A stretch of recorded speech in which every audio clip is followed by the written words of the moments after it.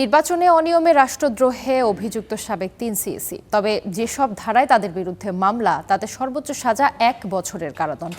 এতে এ সংক্রান্ত আইনের সংশোধনী প্রয়োজন বলে মনে করছে রাষ্ট্রপক্ষ। অন্যদিকে জ্যেষ্ঠ আইনজীবীরা বলছেন, সাংবিধানিক পদে থাকা ব্যক্তির সাজাকে শুধু মেয়াদ দিয়ে নয়, দেখতে হবে গুরুত্বের দিক থেকে। ইমন মাহমুদের প্রতিবেদনে বিস্তারিত। ও যে স্বৈরাচার সৃষ্টি করছে, এটা ওর উপহার, ও স্বৈরাচার সৃষ্টি করতে পারবে না। 2025-এর 22 জুন দেশের ইতিহাসে প্রথমবারের মতো গ্রেপ্তার হন কোন প্রধান নির্বাচন কমিশনার। AKM নুরুল হুদার পর আটক হন সাবেক সিইসি কাজী হাবিবুল আওয়াল।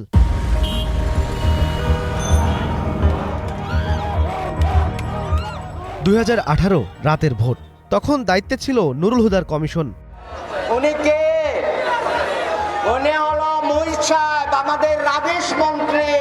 সে নির্বাচনে ঢাকা ৬ আসনে ঐক্যফ্রন্টের প্রার্থী ছিলেন সুব্রত চৌধুরী। তিনি জানালেন, প্রার্থিতা পেয়ে প্রচার শুরু করলেও ভোট যত ঘনিয়ে আসছিল ততই সংকুচিত হচ্ছিল লেভেল প্লেইং ফিল্ড। মুরগির ছানার মতো আমাদের কর্মীদেরকে মিছিল থেকে নিয়ে গেছে, রাতে বাড়িতে থাকতে দেয় নাই, ওখান থেকে উঠিয়ে নিয়ে গেছে, মিথ্যা মামলায় জড়িয়ে দিয়েছে। এমনকি আমরা যে এজেন্টদের নাম দিছি, বলা হলো যে অ্যাডভান্স নাম দিতে হবে, সেই নামগুলো দেওয়ার পরে তাদেরকে বাড়িতে থাকতে দেয় নাই। তারপর তো রাতের বেলায় ভোট কারসাজি করে তারা তো ভোট নিয়ে গেল।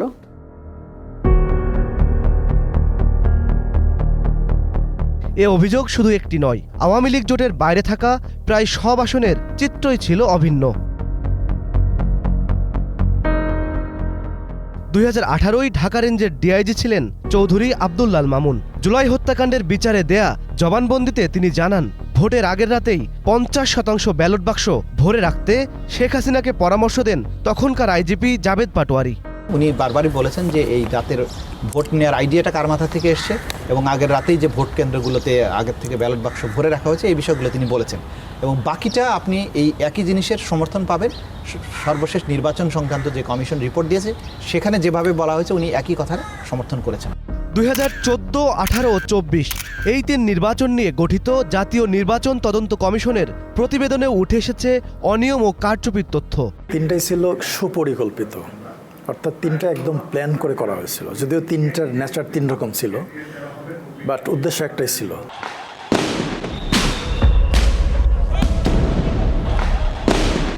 জুলাই অভ্যুত্থানে হাসিনা সরকারের পতনের পর 2025 সালের 22 জুন নির্বাচনের নামে রাষ্ট্রের সঙ্গে প্রতারণার অভিযোগে সাবেক 3 প্রধান নির্বাচন কমিশনার কাজী রকিবউদ্দিন আহমেদ, AKM নুরুল হুদা ও কাজী হাবিবুল আওয়াল সহ 24 জনের নামে মামলা করে বিএনপি। এই 3টা নির্বাচন যেভাবে হয়েছে, যদি এটার বিরুদ্ধে কোনো ব্যবস্থা না নেওয়া হয়, আগামী দিনেও এই সব প্রশাসন কোনো না কোনো একজনের দিকে ধাপিত হয়ে তাকে সহায়তা করবে। দায় স্বীকার করে 164 ধারায় জবানবন্দিও দিয়েছেন সাবেক সিইসি AKM নুরুল হুদা। বিচারিক আদালতে আরেক সিইসি কাজী হাবিবুল আওয়াল বলেছেন, 2024 সালের নির্বাচন ছিল প্রহসনের। 1860-এর দণ্ডবিধি অনুযায়ী তাদের বিরুদ্ধে আনা হয়েছে রাষ্ট্রদ্রোহ, ষড়যন্ত্র ও প্রতারণার অভিযোগ। তবে একে রাষ্ট্রদ্রোহ মামলা বলা যাবে কিনা তা নিয়ে আছে প্রশ্ন। নির্বাচন সংক্রান্ত যেসব ধারায় মামলা হয়েছে তাতে সর্বোচ্চ শাস্তি 1 বছরের কারাদণ্ড।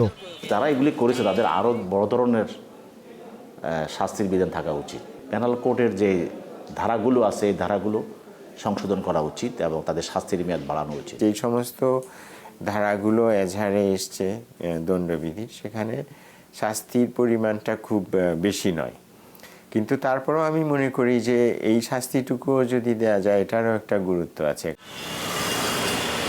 এদিকে তদন্তের দায়িত্বে থাকা পিবিআই বলছে, তদন্ত শেষে অভিযোগপত্রে চূড়ান্ত হবে মামলার ধারা। ভোটের মাধ্যমে জনগণ তাদের প্রতিনিধি নির্বাচন করে পাঠান এই সংসদ ভবনে।